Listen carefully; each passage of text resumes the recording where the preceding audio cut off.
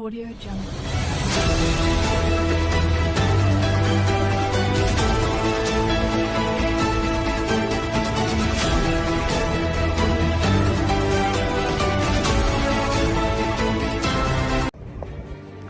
आज माननीय राजस्थान हाईकोर्ट की डबल बेंच ने परम पूज्य संत श्री आशाराम बापू जी की याचिका पर सुनवाई की, जिसमें ये मांग की गई है हम लोगों की तरफ से कि परम पूज्य संत श्री आशाराम बापू जी 86 वर्ष से भी अधिक उम्र के 11.5 साल से अधिक जेल में हो चुके हैं। निहायत झूठे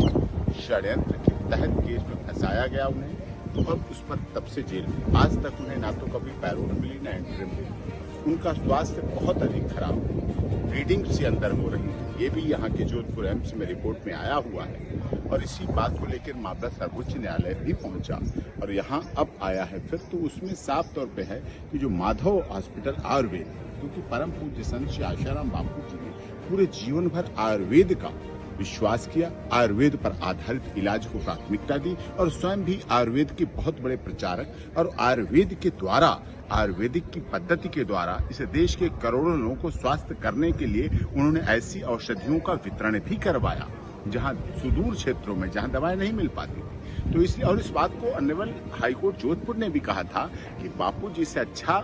आयुर्वेद का ज्ञाता कौन है। तो इसी आधार पर कि परम पूज्य संत श्री आशाराम बापू जी का इलाज आयुर्वेद के आधार पर महाराष्ट्र के उधर माधव उसमें हो, और इस आधार पर आज माननीय जोधपुर हाईकोर्ट ने ऑर्डर किया है नेक्स्ट डेट 20 तारीख से पहले एक रिपोर्ट देने के लिए कि क्या हॉस्पिटल में व्यवस्थाएं हैं, कितने इलाज चलेगा, क्या उसकी रिपोर्ट है, क्या ट्रीटमेंट होगा, कैसे कैसे इलाज होगा, कब तक होगा, कितना टाइम होगा, लॉ एंड ऑर्डर की व्यवस्था कैसे सही हो, कि एसपी की ड्यूटी लगाई जाए, वहाँ कितनी फोर्स लगाई जाए, डिप्लॉयमेंट किया जाए। क्योंकि हम लोगों की तरफ से साफ है, साधकों की तरफ से साफ बात है कि कोई किसी तरह की